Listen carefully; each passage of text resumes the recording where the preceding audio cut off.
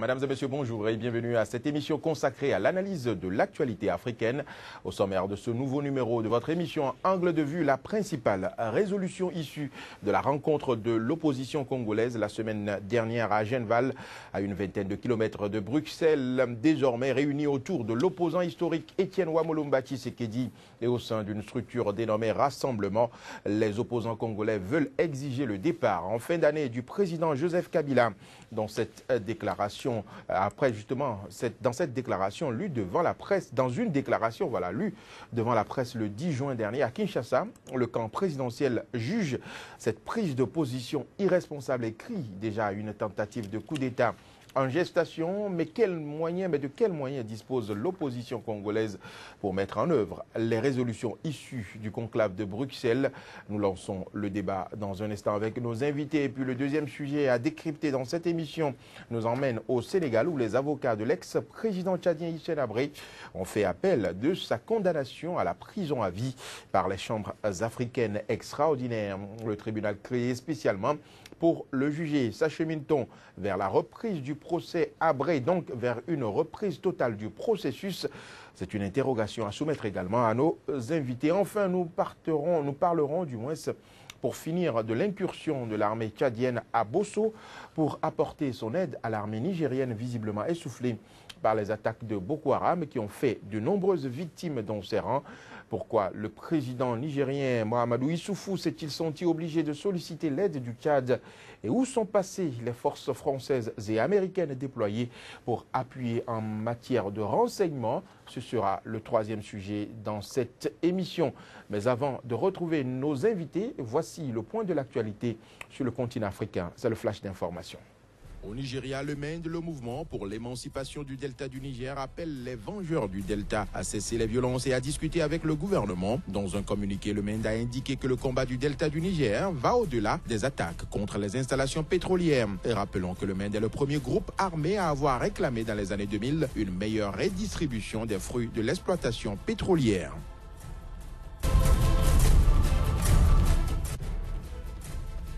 En Afrique du Sud, Oscar Pistorius connaîtra probablement son sort cette semaine à l'issue d'une audience qui a commencé ce lundi à Pretoria. Reconnu coupable de meurtre de sa fiancée Riva Steenkamp en 2013, le champion paralympique sud-africain risque en théorie une peine de 15 ans de prison minimum.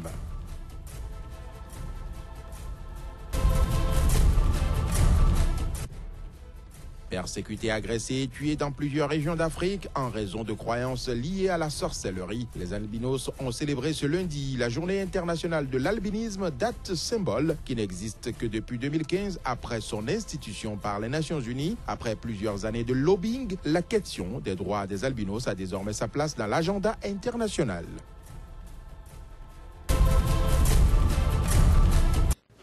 Notre débat de ce jour reçoit sur ce plateau le professeur Dandy Nyamou. Elle est professeure agrégée des facultés de droit, spécialiste du droit international. C'est bien cela, madame le professeur. Bienvenue sur ce plateau. Merci. Bienvenue sur le plateau de SICA. Merci. J'ai également sur ce plateau donc Lama Balo. Il est journaliste et directeur de la radio Soleil FM au Bénin. Donc Lama Balo, bonjour et bienvenue. Bonjour Joël, bonjour professeur. Bonjour.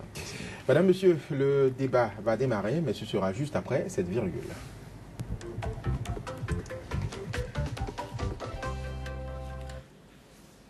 Notre premier sujet du jour porte sur la République démocratique du Congo, désormais réunie au sein d'une structure dénommée Rassemblement. Les opposants congolais veulent exiger le départ en fin d'année du président Joseph Kabila. Dans le camp présidentiel, on crie à une tentative de coup d'État institutionnel en gestation. Professeur Dandy Nyamou, selon vous, est-ce que les principales exigences de cette opposition congolaise à l'issue de la rencontre de Bruxelles sont vraiment réalisables? Ces demandes qui sont surtout de deux ordres. D'abord que les élections se fassent avant la fin de cette année. Et que si éventuellement ces élections ne se passaient pas, que le président Joseph Kabila ne puisse pas se maintenir au pouvoir. Dans ces demandes qui en réalité ne font que correspondre à la résolution du Conseil de sécurité, la résolution 2277 du 30 mars, il me semble que c'est une préoccupation tout à fait légitime. D'autant plus que dans la résolution, le Conseil de sécurité a demandé que la MONUSCO porte secours sur le plan technique à l'État de la RDC pour organiser notamment la commission électorale, pour pouvoir organiser en temps et en heure les élections. Donc, s'il y a effectivement une mobilisation générale autour de l'organisation de ces élections-là, il me semble que la situation pourrait... on pourrait arriver à ces élections-là. Oui, mais nous sommes là pratiquement en juin. Organiser une élection dans une RDC aussi grande en peu de mois, est-ce que c'est faisable? Alors, c'est toujours la question qui moi, me chagrine, parce qu'en réalité, l'État RDC, c'est depuis maintenant 5 ans qu'il va falloir organiser les élections à ce moment-là. Alors, on n'ignore pas qu'il y a des difficultés, notamment par rapport à la paix sociale dans ce pays, mais il n'en demeure pas moins que c'est une obligation d'organiser les élections en temps et en heure.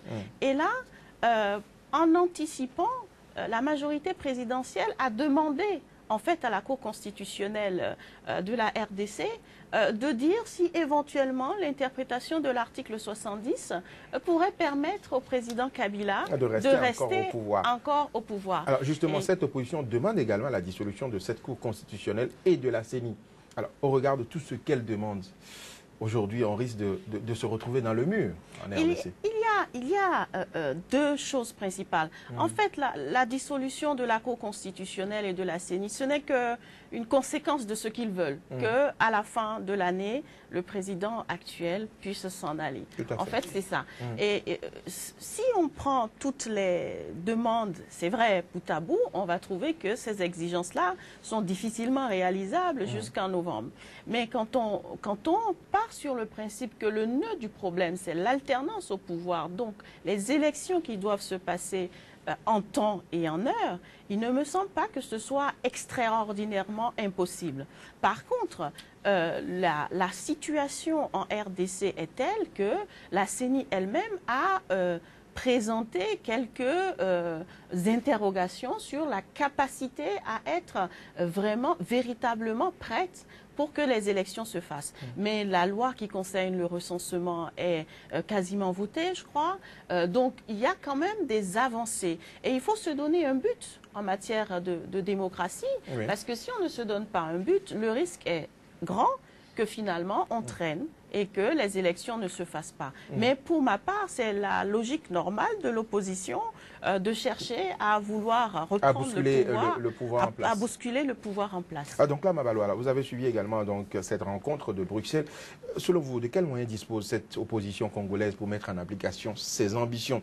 Parce que demander l'application de la résolution 2277 des Nations Unies, c'est-à-dire l'alternance, aujourd'hui, ils se retrouvent tous à l'extérieur. De quels moyens est-ce qu'ils disposent, ces opposants congolais? Bien, avant de parler de moyens, je voudrais d'abord me réjouir de l'initiative de l'opposition. C'est peut-être pas mon rôle de me réjouir, mais je me réjouis tout de même parce que j'avais déjà dénoncé sur ce plateau l'attentisme de l'opposition en République démocratique du Congo. Quand on parle de coup d'État, le premier coup d'État est venu de la Cour constitutionnelle. Vous avez vu dans quelle mesure on a prolongé, sans le dire directement, le mandat du président Kabila, parce que tant qu'on n'aura pas... La Cour s'est inspirée d'un article de la Cour constitutionnelle, on a toujours fait ce débat, à interpréter à sa façon un article. C'est son rôle. Non, est-ce que c'est son rôle? D'interpréter justement dans ce sens-là, dans le sens donc de violer même la Constitution. C'est le sens justement que la Cour, les sages de la Cour ont trouvé agréable. De toutes les façons, pour moi, c'est le premier coup d'État est venu de la Cour constitutionnelle. Donc, si le pouvoir dénonce aujourd'hui un autre coup d'État en gestation, ce n'est que la réponse réellement à ce qui s'est passé en République démocratique du Congo. Je ne sais pas si l'opposition a suffisamment les moyens pour arriver à bout de ses objectifs, mais ce qui est certain, c'est déjà bien que cette initiative soit prise. Et là, lorsque le secrétaire général du parti au pouvoir fait sa conférence de presse et fait la déclaration qu'il a eu à faire, je me dis que l'opposition a marqué un coup. Donc, ça veut dire que le pouvoir ne néglige pas l'initiative de l'opposition. Oui, maintenant, ce qui me dérange personnellement, c'est que d'abord cela puisse se passer en dehors du territoire congolais. Et donc, la Belgique... quelque part, le camp présidentiel n'a pas raison de parler d'un coup d'État parce que vous vous retrouvez à l'extérieur du pays, vous organisez quelque chose, vous prenez donner des décisions. Pourquoi ne pas rester à Kinshasa pour le faire? Il y a des gens qui devraient se plaindre, je crois que c'est l'État belge. Peut-être que l'État belge va dire, bon, on va nous considérer comme une base arrière de l'opposition en République démocratique du Congo et tout le reste, peut-être. Mais on ne peut pas refuser aux opposants de se réunir. Ce qui me gêne particulièrement, c'est que ça soit Étienne Tshisekedi, 83 ans, je ne sais pas exactement quelle est l'alternative. C'est tellement le plus sage, le plus vieux. C'est pas une question, il veut être président. D'accord? Donc ce n'est pas une question de sagesse. Il a 83 ans. Moi, je pense que l'Afrique aujourd'hui a besoin de leaders beaucoup plus jeunes pour impulser un certain développement. Ils dirigent le mouvement, mais quand ils iront aux élections, peut-être qu'ils vont désigner un autre. Mais la question que je m'en vais vous poser, donc là, Mabalo, vous parlez tout à l'heure du regroupement de cette opposition, mais on a remarqué l'absence du MLC de Jean-Pierre Bemba et l'absence de Vital Kamerhe, deux ténors de cette opposition également. Est-ce que vous ne pensez pas que ce rassemblement est une initiative qui vient handicaper? Non, c'est une bonne initiative parce que vous savez, en toute initiative, il faut peut-être d'abord creuser un noyau dur. Peut-être que les autres vont rejoindre après l'initiative. Mais il ne faut pas oublier que l'opposition en République démocratique du Congo n'a toujours pas été soudée. Les gens parlent pas toujours d'une même voix et tout le reste, ça peut être une faiblesse. Mais ça... Que le pouvoir peut exploiter. Non, est-ce que le pouvoir peut l'exploiter? Aujourd'hui, le pouvoir de Kabila, pour moi, illégitime. Il suffit que le pouvoir dise j'organise mon dialogue politique avec ceux qui n'étaient pas à Bruxelles et là est-ce qu'ils sont suffisamment représentatifs? Non, ils ne sont pas suffisamment représentatifs. Si vous permettez, je crois que là, parler de coup d'État, ça implique d'abord un élément important, c'est une prise illégale de pouvoir. Une prise illégale et plus exactement une prise inconstitutionnelle. Une tentative de coup d'État en gestation. Oui, bon, donc on a encore de la marge pour parler en fait oui, mais c'est suffisant également pour mener des actions justement en justice. Vous connaissez justement ce gouvernement congolais. Ici, je pense que vous avez noté l'absence de deux ténors, deux opposants, notamment Camara, mais ils sont clairs sur le fait que, alors pour le deuxième, il a envoyé quand même quelqu'un. Dit-il en éclaireur. Ce qu'il conteste, c'est que cela se passe dans l'ancienne colonie. Alors, c'est vrai qu'on peut être quelque peu déçu que cela se passe là-bas, mais en même temps... pour des raisons de sécurité? Pour des raisons de sécurité, il faut choisir l'endroit où l'opposition va se réunir. Et... Le Conseil de sécurité, pour ce qui concerne le dialogue, dit que le dialogue ne doit pas être exclusif. Donc, même si aujourd'hui il y a un dialogue qui est entamé, ça ne sera pas uniquement avec ceux qui sont membres entre guillemets du rassemblement. Ça sera avec toutes les forces politiques. Et dans la résolution du Conseil de sécurité, M. Mama Sambo Sidikou a été clair là-dessus. Il s'agit pour lui d'organiser la présence, justement, le dialogue entre tous ces acteurs-là. Donc, la non-présence des deux autres... De ces deux ténors qui soupçonnent déjà que le rassemblement a été mis en place pour soutenir un certain Katumbi. Peut-être. Donc déjà qu'il y a des différents non-dits, il y a des suspicions. Est-ce que vous pensez qu'il y a un avenir pour ce rassemblement? Il y a des indices puisque de toute façon, la réunion a été organisée dans un endroit où manifestement M. Katumbi avait... Il n'était pas loin. Non, en tout cas, il avait organisé ses noces sur place. Et c'est manifestement son frère qui a payé pour la majeure partie. Donc, il y a certains indices qui peuvent laisser croire qu'en effet, M. Katumbi n'est pas étranger à ce qui se passe. Mais rien ne dit que ceci est fait uniquement pour le placer. C'est sûr qu'il a un avantage certain. Maintenant, il faut nécessairement un consensus autour de l'opposition, des membres de l'opposition, et il faut surtout que les élections se déroulent. Alors, revenons à cette histoire de coup d'État institutionnel. Quelque part, est-ce que le gouvernement en place n'a pas raison de parler de coup d'État institutionnel? Voilà, la Cour constitutionnelle a pris une décision. Vous partez de l'extérieur, vous vous réunissez, vous dites non, vous ne voulez pas l'appliquer. Alors, la Cour constitutionnelle, c'est l'instance suprême du pays quand même. Oui, mais pour le moment, la Cour constitutionnelle, elle ne dit que... Simplement, l'article 70 de la Constitution prévoit que à la fin de son mandat, le président de la République reste continue son mandat poursuit le mandat jusqu'à l'installation effective du président élu. Alors, on peut se dire effectivement, s'il faut attendre qu'il y ait le président élu, alors il y a une interprétation qui pourrait être favorable à son maintien. Mais attention, ce n'est pas suffisant. La Cour constitutionnelle, certes, elle est celle qui interprète. Elle a le droit d'interpréter, en fait, la Constitution. Elle est garante du respect de la Constitution et elle est ce qu'on appelle l'interprète souverain de la Constitution. Mais après la Cour constitutionnelle, il y a un autre ordre qui est celui du Conseil de sécurité des Nations Unies. Sur le plan international, il est clair que les décisions nationales, tout ce qui se passe en interne n'est constitutif que de fait. Depuis 1928, la Cour permanente de justice internationale l'a rappelé dans la compétence des tribunaux de Danzig. Donc, pour dire simplement que on a beau prendre des décisions sur le plan interne, dès le moment où le Conseil de sécurité a décidé et qu'elle supplante. Elle a décidé en précisant bien qu'elle décide sous le chapitre 7 de la charte. Donc, dire dans ce cas-là que ce que demande finalement l'opposition, qui n'est rien d'autre que ce qui est pour une grande part dans la résolution du Conseil de sécurité, pourrait être constitutif de coup d'État, c'est aller loin. Encore une fois, la charte africaine de la démocratie, des élections et de la gouvernance est claire sur le fait que pour parler de coup d'État, il faut qu'il y ait une prise illégale, une prise inconstitutionnelle du pouvoir. Le fait de se rassembler à Genval pour discuter des conditions dans lesquelles... De prise de pouvoir. Oui, on discute des conditions de prise de pouvoir si ce n'est pas respecté. L'autorité en place juge non légal. Non, l'autorité en place ne peut pas juger comme ça toute seule que c'est non légal. Non, il y a des gens, c'est la démocratie, ils se sont retrouvés pour discuter des conditions dans lesquelles ils vont prendre,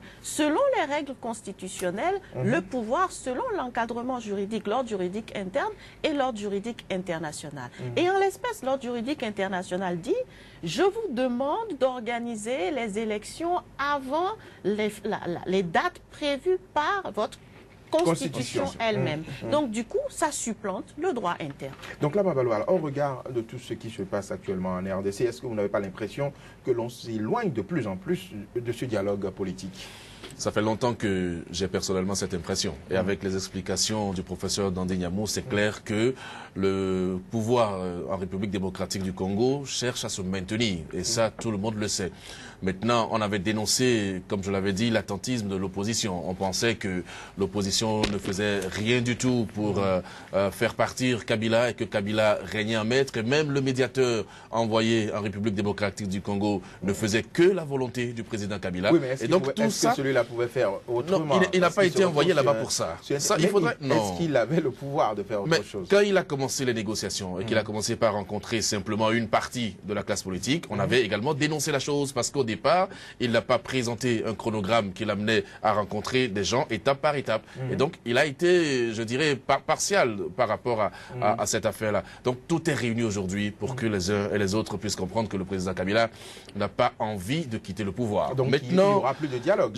Non, le dialogue, laissez tomber le dialogue. Ce qui est important ici aujourd'hui, c'est de rappeler au président Kabila qu'il a été élu pour un mandat et qu'il a fini son mandat, que la Constitution ne lui permet pas d'avoir un troisième mandat. Et vous savez, il y a quelques jours, on a entendu parler de ce fameux référendum qu'on pourrait faire en République démocratique du Congo. L'idée d'un référendum, ce n'est pas encore confirmé. C'est des manœuvres dilatoires pour montrer simplement que le président Kabila n'a pas envie de partir. Mais je suis sûr qu'avec cette organisation de l'opposition, on peut peut-être commencer par avoir un certain espoir. Alors moi, je vais aller un peu plus loin pour dire que lorsque j'observe ce qui se passe là, je ne vois pas M. Katumbi loin du pouvoir. Ça, c'est votre interprétation des choses. Oui, je dis personnellement, je ne le vois pas loin du pouvoir. Il faut y arriver d'abord. Il faut y arriver. Et pour y arriver, de quels moyens aujourd'hui dispose même la communauté internationale? Parce que même cette opposition veut s'appuyer sur la communauté internationale. De quels moyens dispose la communauté internationale pour régler le problème Kabila, à part les menaces? La communauté internationale a beaucoup de moyens. Vous savez très bien que nos États... À part les sanctions... Non, mais c'est déjà important. On ferme le robinet financier. C'est arrivé au Burundi. Nkurunziza s'en foutait pas mal. Il est resté là. Il est imperturbable jusqu'à aujourd'hui. Le cas du Burundi n'est pas encore totalement réglé. Moi, je pense que... Il est toujours président. Oui, je pense pense qu'on peut asphyxier, surlever très bien la République démocratique du Congo. On asphyxie le peuple, mais pas lui-même, parce que lui, il a suffisamment de marge. Non, mais si le peuple est asphyxié, le peuple réagit. Le peuple réagit. Et donc, ce n'est pas exclu non plus qu'on ait une possibilité de réaction du peuple congolais. Voilà. C'est ce que vous pensez. Professeur Nyamoudandi, l'opposition demande à la communauté internationale d'épauler Edem Kodjo, le médiateur qu'elle soupçonne de connivence avec le président Kabila. Alors, que peut faire cette communauté internationale aujourd'hui à part les menaces? Alors, déjà, il y a la présence forte de la MONUSCO, justement, en RDC. La MONUSCO n'a pas pour rôle d'imposer, de s'imposer au président Kabila. Mais la MONUSCO est requise pour assurer la protection des personnes et des biens. La MONUSCO est requise pour apporter l'aide technique nécessaire justement pour faire ces élections-là. Alors, moi je crédite toujours... Les élections, il faut la volonté politique. Oui, mais si la tête ne veut pas d'élections, la MONUSCO ne peut rien. En fait, j'aime bien créditer les gens de la bonne foi. De penser que le président Kabila, même s'il y a certains indices qui laissent croire qu'il ne veut pas partir, on peut penser que effectivement, c'est parce qu'il a un peu de mal avec les difficultés de l'État, qu'il veut être sûr qu'il y aura une continuité de l'État, que dans ce contexte-là... Vous faites de la diplomatie, non, là, madame. C'est vraiment un élément important parce que, vous voyez, ceux qui vont souvent en RDC ont l'impression que les choses ont bougé depuis ces 10 ans-là. Donc, il n'est pas le seul intelligent de la RDC. C'est clair. Mais c'est vers là que je voulais aller justement, pour dire que un président de la République qui fait des choses fantastiques et que les gens reconnaissent qu'il fait des choses fantastiques, il faut aussi apprendre qu'il y a une porte de sortie et qu'il y a une porte de sortie honorable. Donc, la communauté internationale, c'est son rôle. Ce n'est pas simplement les menaces, c'est d'abord le soutien appuyé qu'apporte cette communauté internationale dans le processus de développement de la RDC. Même si on peut avoir une pointe de regret, la MONUSCO, quel que soit le nom qu'elle avait depuis, existe en RDC depuis maintenant 17 ans. Et donc, malgré ces 17 ans, si on arrive à une situation où, parce que le président Kabila a fini son mandat, on ne peut plus organiser d'autres élections, c'est aussi une forme d'échec. C'est un échec pour la MONUSCO également. C'est une forme d'échec. Mais la communauté internationale ne passera pas uniquement par les menaces. La communauté internationale passe aussi par tout ce qui est présence, par tout ce qui est appui technique pour que les élections se fassent en temps et en heure. Je n'ose pas croire que la communauté internationale utilisera la manière forte pour déloger le président Kabila. C'est possible? Il n'y a pas de vision, on va dire, claire au niveau du droit international, du droit justement de faire partir un chef d'État. On constate juste que au niveau de notre sphère africaine, quand un chef d'État reste de façon illégale au pouvoir, ou quand un chef d'État a des velléités de ne pas respecter, de s'éterniser, et c'est aussi le sens du coup d'État, le fait de rester au pouvoir en dehors de la légalité constitutionnelle est constitutive de coup d'État. On a constaté que dans notre sphère régionale, les États prennent des contre-mesures qui font que, en général, il y a un départ. Mais il n'y a pas de droit à faire partir, à faire déloger un chef d'État qui ne voudrait pas... Donc ça veut dire que la chose est possible. Les jours à venir, nous donnerons plus de détails sur la situation en RDC. Madame, monsieur, ce sera tout pour le premier sujet de ce jour. À présent, notre deuxième débat du jour nous emmène au Sénégal où les avocats de l'ex-président tchadien Hissène Habré ont fait appel de sa condamnation à la prison à vie par les chambres africaines extraordinaires. Le tribunal créé spécialement pour le juger. S'achemine-t-on vers la reprise du procès à Habré, donc vers une reprise totale du processus? Je vous propose de retrouver la réponse de nos invités après cette virgule.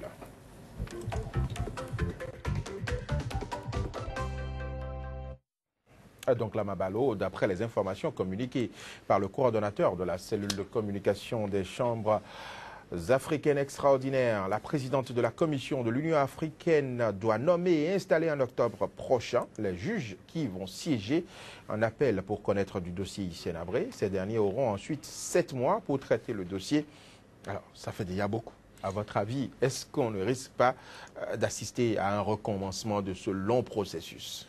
je ne sais pas pourquoi vous pensez que ça fait déjà beaucoup. Pour moi, c'est dans l'ordre normal des choses. Plus 7 mois, c'est parti pour 1 an. Oui, d'accord, mais c'est ce qui est prévu, n'est-ce pas? Lorsqu'une décision vous est défavorable, vous interjetez appel.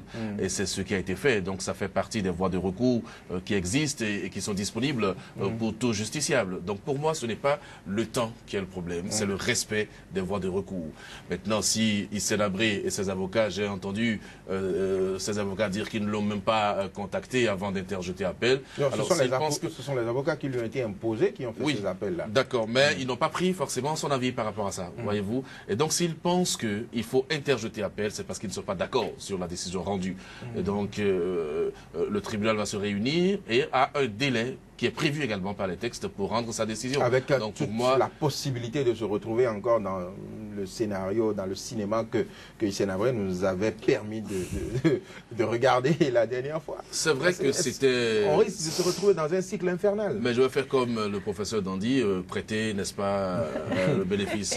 du doute, non, Hissène Habré... Non, de la bonne foi. Hissène Habré a montré clairement sa position. Il ne reconnaît même pas ce tribunal. Oui, je suis d'accord. Mais c'est son droit de ne pas reconnaître le tribunal. Ça n'empêche pas le tribunal, n'est-ce pas, de fonctionner normalement. Moi, je suis pour le respect des procédures. Et je crois que ce qui est là est tout à fait ce qui est prévu. Si on devait respecter les procédures, on ne devait pas le forcer à assister à ce procès. Déjà, il y avait déjà hic à ce niveau. On parlait des questions de droits de l'homme, c'est ça? Des questions de droits de l'homme, justement. On l'a forcé à assister au procès. Pourquoi pensez-vous qu'on ne doit pas le forcer à assister au procès? Il est libre d'assister. Non. On peut le juger par contumace et après on l'informe. Pas du tout.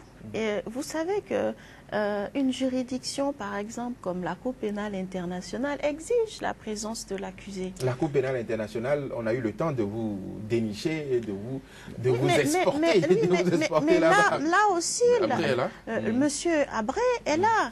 Donc, tant qu'on ne l'a pas menotté, tant qu'on n'a pas attenté à ses droits principaux... On l'a brutalisé. Non, brutalisé. Qu'appelez-vous brutaliser? On l'a forcé à aller. Non, il fallait soulever les forces de l'ordre. Il fallait qu'il y ait... Ce qui n'arrive pas à la CPI, on ne soulève personne à la CPI. On ne l'a pas battu, on n'a rien de tout ça. Le plus important, c'est de regarder s'il a eu un droit, il a pu exercer ce qu'on appelle le droit au procès équitable. Et en l'espèce, il a eu droit à un procès équitable. Ces avocats n'ont pas réagi. Vous pensez que c'est équitable dans ces conditions? Ces avocats ont réagi. On a mis... Ils n'ont pas eu suffisamment de temps. Les avocats qui ont été commis n'ont pas eu suffisamment le temps qu'il faut pour connaître du dossier. Mais justement, on leur a donné à peine quelques semaines. Mais justement, Monsieur Habré savait depuis longtemps qu'il serait jugé et la date où il devait être jugé a été fixée longtemps à l'avance, en juillet. Il a choisi exprès de ne pas avoir des avocats. C'est une stratégie judiciaire. Mais justement, il fait durer le processus. Oui, mais face à cette stratégie judiciaire, la justice doit faire son œuvre. Et pour faire son œuvre, il y a eu un conseil qui a été commis d'office pour Monsieur Habré. Et là, moi, je suis un peu déçue de la position de l'Union africaine de relancer en fait une nouvelle procédure de mise en place d'une chambre d'appel. C'est un appel. Donc non, mais même dans... Je vous dirai pourquoi je vous dis pourquoi je suis déçue. Parce que dans l'accord Union africaine Sénégal, sur la mise en place des chambres africaines extraordinaires, il est prévu une procédure d'appel. Et dans cette procédure d'appel, on a fixé clairement à l'article 25 qu'on ne peut faire appel que pour erreur de droit, pour une erreur matérielle ou pour déni de justice. Mais là, vous violez les droits de l'homme. Non, on ne peut pas condamner quelqu'un et lui dire... Non, pas du tout. Il ne peut pas faire appel. Non, pas du tout. Pas du tout. Ce n'est pas... Là c'est délimité. Les raisons pour lesquelles il peut faire appel, vous l'obligez à rester même dans un tailleur que vous avez mis en place. Non, il y a plusieurs juridictions où on va vous écouter et on se rend compte que vous avez raison, vous avez tort, c'est terminé. On peut revoir le procès que seulement s'il y a des éléments nouveaux vous permettant de. Alors, en l'espèce, pourquoi chercher à refaire autre chose ? Je ne sais pas. On aurait pu, même en respectant les droits, toujours les droits de M. Hissène Habré, demander à cette chambre extraordinaire de revoir la question. Mais je reconnais que si on procède ainsi, si ce sont toujours les mêmes juges, il peut y avoir...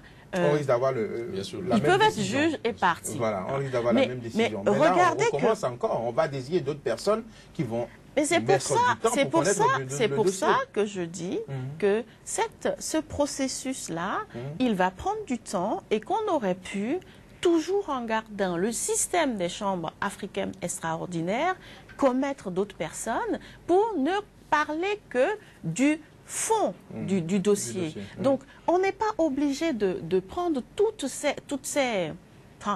ce temps pour quelque chose dont on sait la démonstration qu'on a eue jusque-là. Et surtout que sur le plan juridique, les États avaient pensé à cela. Et c'est pour ça que l'accord prévoyait les conditions d'une procédure d'appel. Donc, on est dans un contexte, c'est vrai, aujourd'hui, où on appelle qu'il faut un double degré de juridiction parce que les crimes sont les plus graves, etc., etc. Mais quand vous êtes condamné à la Cour pénale internationale, vous n'avez plus possibilité de faire appel, on peut faire appel. Vous pouvez faire appel dans quelles conditions? Quand vous êtes condamné, quand un État est condamné devant la Cour internationale de justice, vous pouvez faire appel dans quelles conditions? Donc, on est là dans des crimes qui sont les plus graves, d'un processus qui a commencé depuis 2005. Et s'il a commencé depuis 2005, ce n'est même pas... Nous sommes en 2016. On est en 2016. Et en plus... 11 ans. Il a commencé en 2005, non pas parce que les États africains ont eu envie de prendre à bras le corps ce problème-là, parce que justement la Belgique a mis en œuvre, on va dire de façon assez problématique, mais a mis en œuvre sa compétence universelle. Et c'est pour ça qu'on en arrive aujourd'hui à juger quelqu'un de ce type. À votre avis, professeur Nyamoudandi, est-ce que cet appel va changer vraiment quelque chose à la première décision? Non. Pour ma part, je ne vois pas comment ça peut changer fondamentalement la décision. Si Sénabré arrive à faire sortir d'autres détails, quel que soit de faire intervenir d'autres personnes, on sait qu'il n'a pas géré seul. 96 témoins. 96 témoins écoutés. Et il peut demander plus de 2500 pages d'instruction. Je veux dire, à un dossier qu'on a examiné en long et en large. Supposons par exemple qu'il demande à ce que un président comme le président tchadien Idriss Déby vienne témoigner. Est-ce que vous pensez que la chose sera facile? Même si le président Idriss Déby devait venir témoigner, même si, encore faut-il qu'il ait envie, parce qu'aujourd'hui, les immunités... Ça va rendre compliqué, justement, la suite de cette affaire. Il faut qu'il ait envie. S'il n'a pas envie, il ne viendra pas témoigner au nom des immunités qui sont reconnues au chef d'État.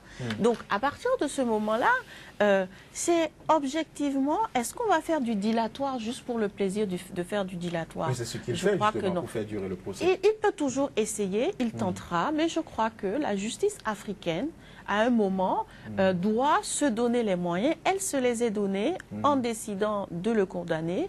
Et elle doit pouvoir dire aussi, on ne peut pas continuer à faire du dilatoire. Ça se fait partout dans les meilleures juridictions de ce monde. Donc là, Mabalo, est-ce qu'à votre avis, cet appel va réellement changer quelque chose? Je ne crois pas. J'ai vu l'extase populaire au lendemain de la décision qui condamne Hissène Habré.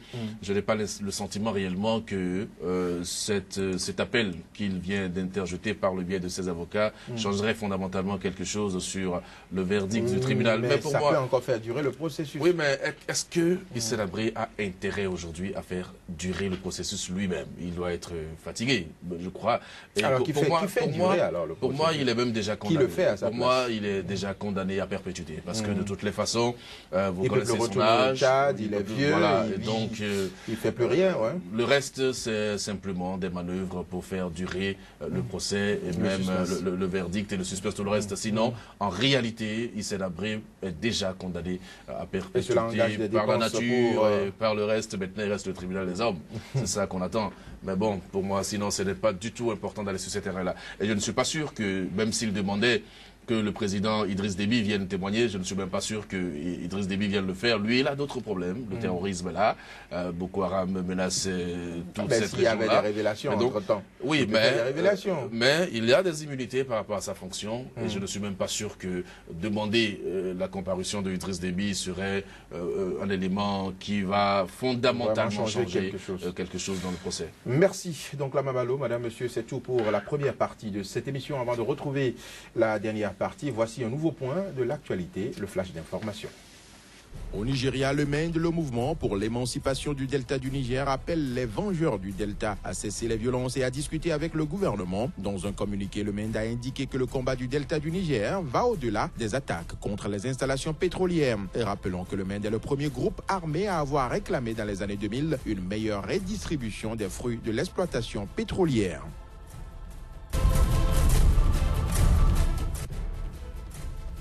En Afrique du Sud, Oscar Pistorius connaîtra probablement son sort cette semaine à l'issue d'une audience qui a commencé ce lundi à Pretoria. Reconnu coupable de meurtre de sa fiancée Riva Steenkamp en 2013, le champion paralympique sud-africain risque en théorie une peine de 15 ans de prison minimum.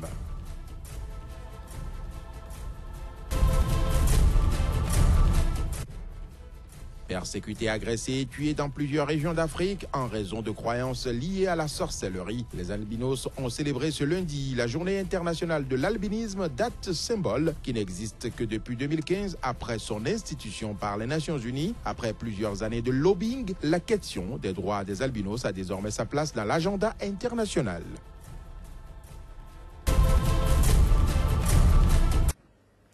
Le décryptage se poursuit sur Sika, le dernier sujet à l'ordre du jour. À présent, il s'agit de l'incursion de l'armée tchadienne à Bosso pour apporter son aide à l'armée nigérienne, visiblement essoufflée par les attaques de Boko Haram, qui ont fait des victimes, de nombreuses victimes dans le rang de l'armée nigérienne. Pourquoi le président nigérien Mahamadou Issoufou s'est-il senti obligé de solliciter l'aide de l'armée tchadienne et où sont passées les forces françaises et américaines déployées pour appuyer en matière de renseignement? Ce sera le troisième sujet à débattre après cette virgule.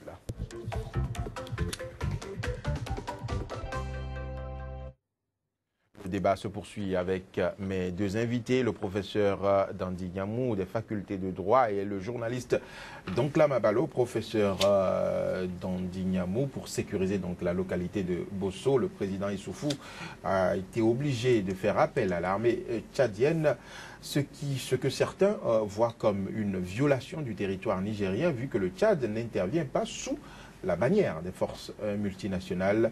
Et également, cela est vu comme une incapacité du président nigérien à maîtriser son territoire. Est-ce que ces critiques sont fondées selon vous? Alors, la première critique, qui est de dire que c'est une violation du territoire nigérien, n'est pas du tout fondée parce que sur le plan international, on considère qu'il y a violation si et seulement si l'État n'a pas donné son accord.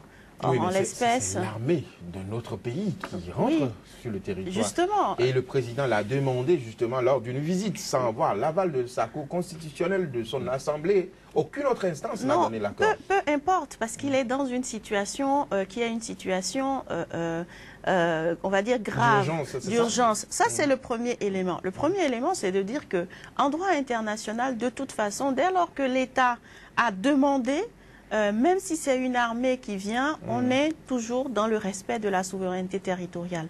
Le deuxième élément, c'est que vous vous rappelez que le Bénin, le Niger, le Tchad, le Cameroun et le Nigeria ont mis en place une force multinationale qui n'a jamais été visible. Oui, mais ils ont mis en place le commandement, mais cette force n'existe nulle part. Exactement, sauf que dans le cadre de cette force multinationale, les États ont accepté ce qu'on appelle le droit de poursuite et d'entraide. Que veut dire le droit de poursuite? Je suis en train de me battre, ou en tout cas de poursuivre des terroristes, en l'occurrence Boko Haram, sur mon territoire. Ils passent dans la frontière de votre État. Je n'ai pas à attendre que vous me dites « Ok, venez » pour que vous veniez. Vous avez le droit de venir. Donc, c'est le droit de poursuite. Le droit d'entraide, il y a cette situation exceptionnelle dans le monde aujourd'hui qui est la menace terroriste qui permet justement dans le cadre des accords entre les États de pouvoir intervenir. Donc non seulement le Tchad a pu intervenir au titre de la demande du président, au titre de l'accord sur la force multinationale, mais aussi au titre de ce qu'on a appelé le G5S.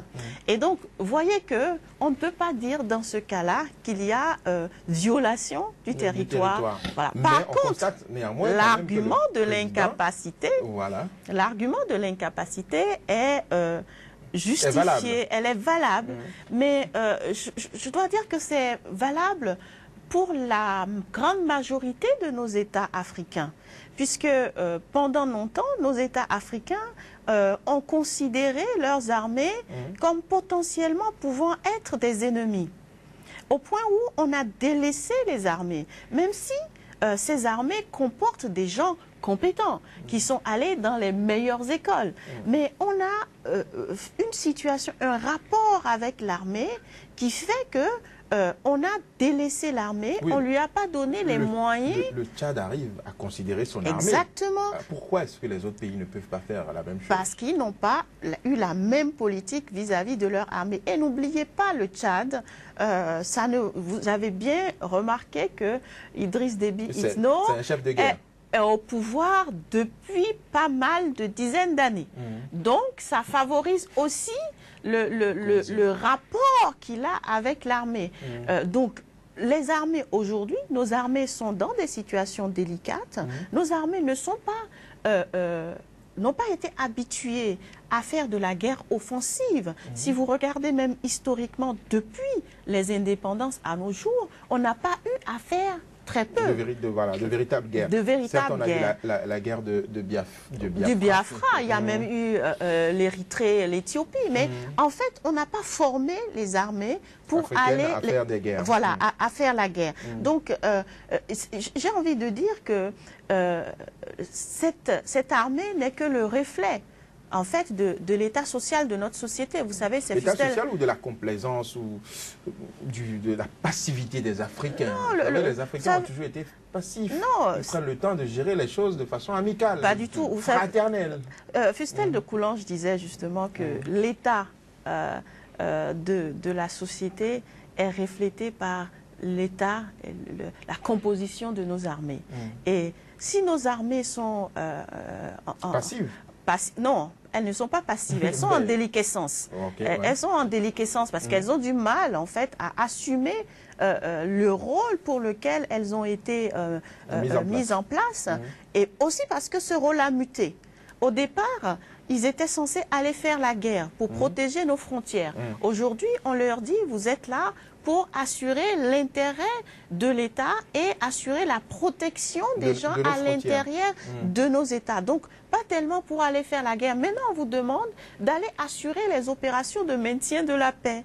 Donc, il y a une mutation du fonctionnement ou de ce que l'on attend de l'armée et on ne lui a pas donné les moyens. Nos armées ont du matériel qui date des années 60. Ils ont du matériel qui date de Mathusalem. Donc, alors, comment est-ce qu'on peut expliquer? Parce que dans tout cela, c'est bien beau. Aujourd'hui, l'armée nigérienne a essuyé un échec à Bosso. Et elle a sollicité l'aide du Tchad. Mais dans tout cela, on était censé avoir le renseignement français et américain à disposition dans cette zone, puisque c'est ce que les Occidentaux ont promis dans le cadre de la lutte contre Boko Haram. Ces renseignements étaient là, mais on n'a rien vu venir. Vous savez, nous parlons de terrorisme, n'est-ce pas? Et j'ai toujours dit que face au terrorisme, il faut une réponse internationale. Un pays seul ne peut vraiment pas lutter contre le terrorisme. Et les Américains et les Français ont aussi leurs problèmes. Vous le savez très bien. Oui, mais vous avez vu le carnage qu'il y a eu. En matière de renseignement, bien sûr. Boko Haram n'est pas venu en force invisible. Mais je vais vous donner un exemple. Ils ont tout ce qu'il faut. Ils ont des satellites quand même pour constater que les forces se sont déplacées et qu'ils viennent attaquer. Un exemple, c'est une question de stratégie. Vous savez, et pour défendre un territoire, en cas d'urgence, on n'a pas besoin forcément d'avoir l'avis de l'Assemblée nationale ou de l'opposition, parce qu'il y a un débat qui a vu le jour au Niger, là, maintenant, où on dit on a détourné l'argent destiné à l'armée, c'est pour ça que l'armée est devenue très faible et tout le reste. Mais vous n'oubliez pas que, dans le cadre des accords multilatéraux, lorsque le Tchad et le Niger sont allés s'installer dans le nord du Nigeria, on a pu contenir Boko Haram. Ils ont fait une lutte âpre, de façon même à récupérer certains territoires. Mais lorsque l'armée nigérienne et l'armée tchadienne se sont retirées, le Nigeria n'a pas pu occuper le nord, de façon à ce que les rebelles de Boko Haram ont repris les territoires qu'on leur avait pris entre-temps. Et le ministre de la Défense du Niger dit que désormais, si les forces tchadiennes et nigériennes retournent dans le nord du Nigeria, elles vont s'installer là. Parce que pendant qu'elles étaient là, le Niger n'a pas été attaqué. Et donc, ça veut dire que depuis que ces forces se sont retirées, eh bien, on a pu déployer l'armée au niveau de Boko Haram pour attaquer le Niger et le Tchad. Ça veut dire simplement qu'il y a une question de stratégie par rapport à la gestion de cette affaire-là. Et l'armée tchadienne est très formée à combattre dans le désert et dans certaines situations difficiles pour contenir Boko Haram. C'est pour ça que je trouve que le débat qui a vu le jour au Niger ne permet pas d'avancer réellement sur ce terrain-là. Le Tchad fait également de la prévention, parce que Bosso, c'est une zone frontalière. Et donc, si l'armée tchadienne réussit à contenir Boko Haram là, eh bien, ça veut dire que Boko Haram ne va pas pénétrer le territoire tchadien. Donc, tout le monde protège son territoire. Oui, tout cela se passe pendant qu'aujourd'hui, on constate l'absence de ce renseignement-là, de ces renseignements qui sont censés appuyer dans la lutte contre Boko Haram. Je ne sais pas où sont passés les renseignements français et américains. Mais le tout ne suffit pas d'avoir des renseignements non plus. Parce qu'il faut donner une réponse aux renseignements qu'on a. Boko Haram n'a pas été une force invisible. Non, au-delà des forces ou du renseignement. Il faut qu'on se rappelle que l'opération Barkhane, c'est 3000 hommes. 3000 hommes pour surveiller un territoire qui fait 3 ou 4 fois la France, puisque c'est le Sahel. Et que même la surveillance de ce territoire, quand on regarde les moyens qui sont donnés, on a 3 drones. 3 drones. Donc, à partir de ce moment-là, c'est difficile. Oui, c'est difficile, en fait, de demander aux autres, malgré les efforts qu'ils font, d'arriver à assurer notre sécurité. C'est d'abord à nous d'assurer notre sécurité. Et il faut aussi se rappeler que chaque fois qu'il y a une armée étrangère sur un territoire, elle est considérée comme une armée d'occupation à la longue. Serge Mikhaïlov le montre assez bien dans son Africanistan. Et quand on est dans cette situation-là, c'est d'abord aux États africains d'assurer la sécurité et surtout d'assurer le renseignement. Le renseignement et plusieurs pans qui sont laissés de côté. Merci, professeur Nyamou Dandi. Merci donc Lama Balo, madame, monsieur. C'était votre émission Angle de vue sur Sika. Merci de nous avoir suivis. Et retenez que le programme se poursuit sur www.sikatv.info.